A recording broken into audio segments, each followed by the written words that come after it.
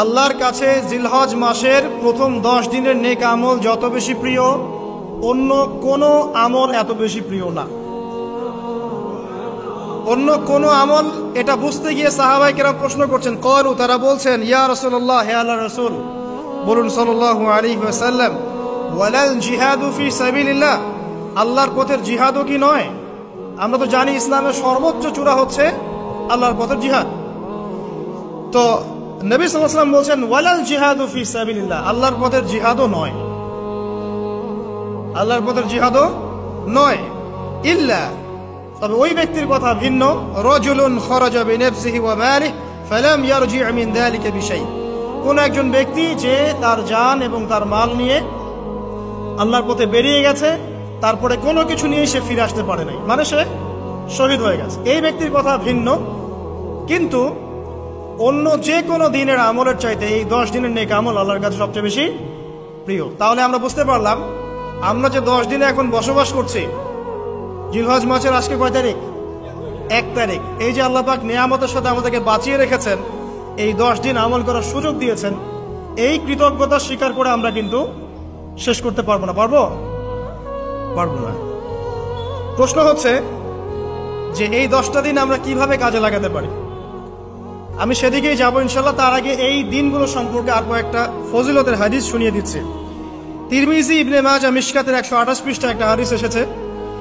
আবু হুরায়রা রাদিয়াল্লাহু আনহু থেকে বর্ণিত, নবী করিম সাল্লাল্লাহু আলাইহি ওয়াসাল্লাম বলেছেন যে দিন সমূহের মধ্যে এমন কোনো দিন নাই, আল্লাহর দিনগুলোর মধ্যে এমন কোনো দিন নাই যেদিন ইবাদত করা আল্লাহর কাছে জিলহজের 10 দিনের ইবাদতের চেয়ে বেশি প্রিয়। কথা বুঝতে পারছেন? এরপরে নবী সাল্লাল্লাহু আলাইহি ওয়াসাল্লাম বলছেন, ইয়াদুলু সিয়ামু কুল্লি সিয়ামিন মিনহা বিসিয়ামি সানাতিন, এই 10 দিনের একটা সিয়াম বা একটা রোজা 1 বছর রোজা রাখার সমান। এই 10 দিনের একটা রোজা 1 বছর রোজা রাখার সমান। ওয়া কিয়ামু কুল্লি লাইলাতিন ফিহা বিকিয়ামি লাইলাতুল কদর, এবং এই 10 রাতের এক রাতের কিয়াম লাইলাতুল কদরের কিয়ামের সমান। আর আমরা জানি লাইলাতুল কদর সম্পর্কে আল্লাহ পাক কি বলেছেন, লাইলাতুল কদরি খায়রুম মিন আলফি শাহর, 1000 মাসের ইবাদতের চেয়ে উত্তম। তাহলে আমরা বুঝতে পারছি যে এই 10 দিন 10 রাত কি আমল করতে হবে, এই হাদিসটা বলে দিচ্ছে, সিয়াম এবং কিয়াম। 10টা সিয়াম না পড়েন, অ্যাটলিস্ট 3টা সিয়াম পড়া যাবে ইনশাআল্লাহ। পড়া যাবে না? একটা সোমবার পাবো সামনে আমরা, ওটা রাখা যাবে ইনশাআল্লাহ। একটা বৃহস্পতিবার পাবেন, সেটাও রাখা যাবে ইনশাআল্লাহ। আর আরাফার সিয়াম পাবেন ইনশাআল্লাহ। আরাফার সিয়াম রাখলে আগের 1 বছর, পরের 1 বছর, 2 বছরের গুনাহ মাফ হয়ে যাবে ইনশাআল্লাহ আযজা ওয়া জাল্লা। আর কিয়াম সম্পর্কে আমি সামনে বলছি ইনশাআল্লাহ তাআলা। এরপরে বাইহাকির একটা বর্ণনা আছে যে জিলহজ মাসের প্রথম দশকের রাতে,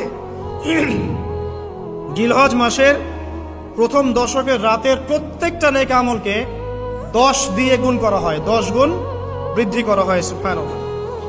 আরো আছে বাইহাকি এবং ইসবাহানির বিশুদ্ধ সনদে হযরত আনাস বিন মালিক রাদিয়াল্লাহু আনহু থেকে বর্ণিত আছে, জিলহজ মাসের প্রথম দশকের প্রতিদিন 1000 দিনের সমান, মানে প্রতিদিনের আমল 1000 দিন আমলের সমান, এবং আরাফার দিনের মর্যাদা 10,000 দিনের সমান।